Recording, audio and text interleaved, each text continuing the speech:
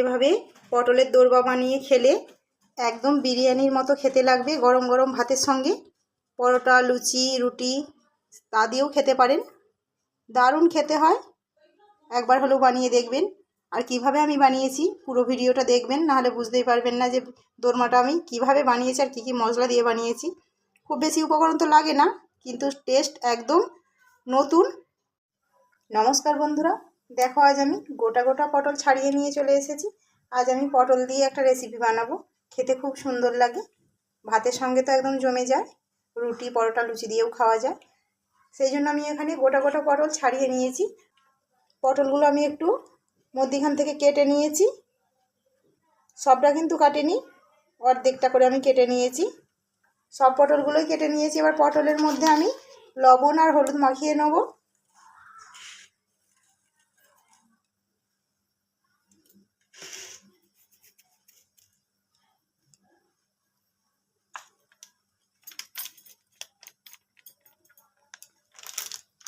খুব ভালো করে মাখিয়ে নেব।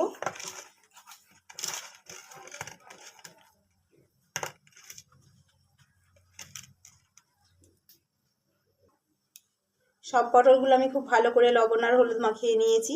এবার আমি পটলগুলো প্রথমে ভেজে নেব। তার জন্য কড়াতে চলে যাব একদম। গ্যাসের মধ্যে আমি এটা কড়াই বসিয়ে দিয়েছি, দেব সরিষার তেল। এই রেসিপিটা সরিষার তেলেই ভালো লাগবে খেতে। তেলটা গরম হয়ে গেলে পটলগুলো ভেজে নেব। তেলটা গরম হয়ে গেছে, তেলটা একটু চাড়িয়ে দিচ্ছি।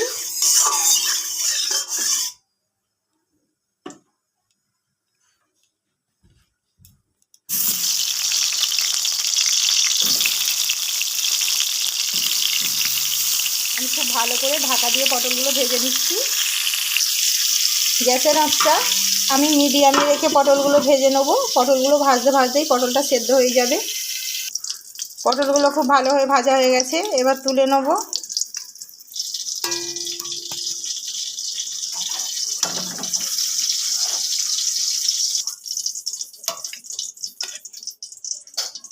পটলগুলো কিন্তু এরকম ভালো করেই ভেজে নিতে হবে।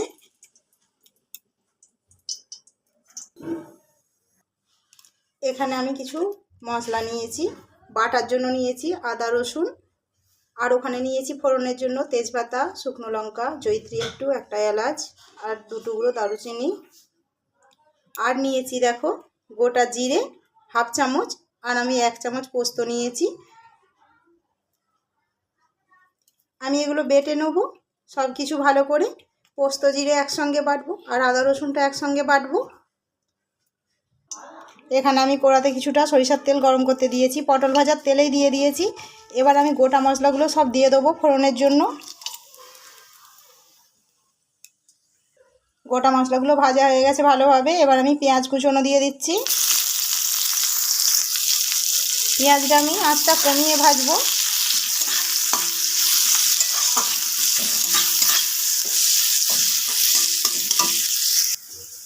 পেঁয়াজটা আমি খুব ভালো করে ভেজে নিয়েছি। এবার পেঁয়াজের মধ্যে দেবো আদা রসুন বাটা। পেঁয়াজের সঙ্গে আদা রসুনটা একটু ভালো করে ভেজে নেব।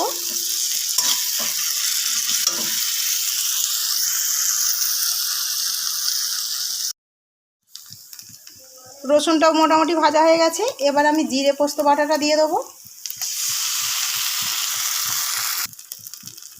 টুকরো করে রাখা টমেটোটাও দিয়ে দেবো। সব কিছু এবার ভালো করে একটু কষিয়ে নেব।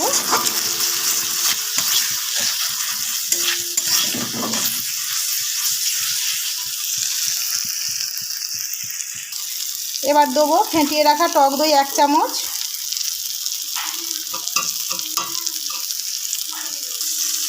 লঙ্কা গুঁড়ো, হলুদ গুঁড়ো,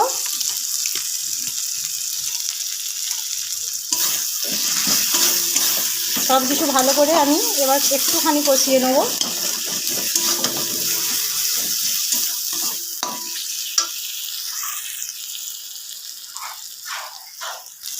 এবার দেবো সামান্য জল।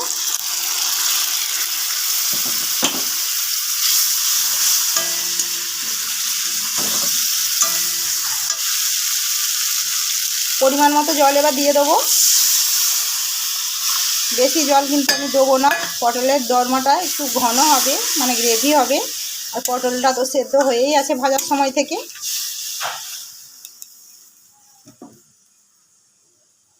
এবার দেবো স্বাদ মতো লবণ। ঝোলটা খুব ভালো হয়ে ফুটে গেছে, এবার পটলগুলো দিয়ে দেবো।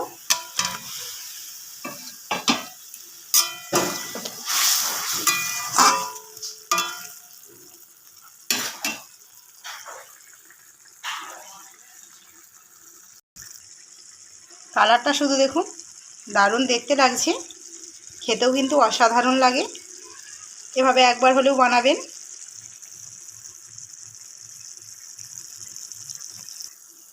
এবার আমি শেষে একদম সামান্য ঘি দেবো। এই ঘিটা দিলে অসাধারণ টেস্ট আসবে, মানে বলা যাবে না, এত সুন্দর খেতে লাগে। শেষে ঘিটা অবশ্যই দেওয়ার চেষ্টা করবেন। এবার ঘিটা আমি ভালো করে পটলের দোরমাটার সঙ্গে মিশিয়ে নেব।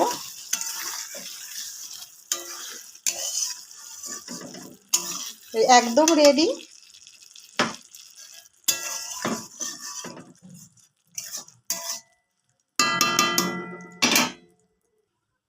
এবার আমি একটা পাত্রে ঢেলে আপনাদেরকে দেখাচ্ছি শুধু কতটা সুন্দর হয়েছে।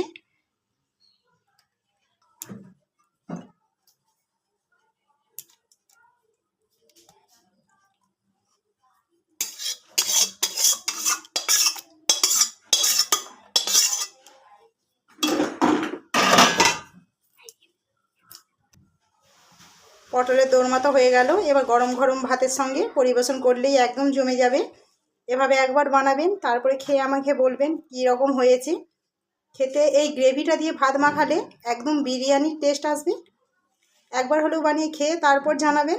ভালো লাগলে একটা ছোট্ট লাইক করবেন, অনেক অনেক অনেক শেয়ার করবেন। নতুন বন্ধুরা প্লিজ চ্যানেলটিকে সাবস্ক্রাইব করে নেবেন আরও নতুন নতুন ভিডিও দেখার জন্য। ধন্যবাদ।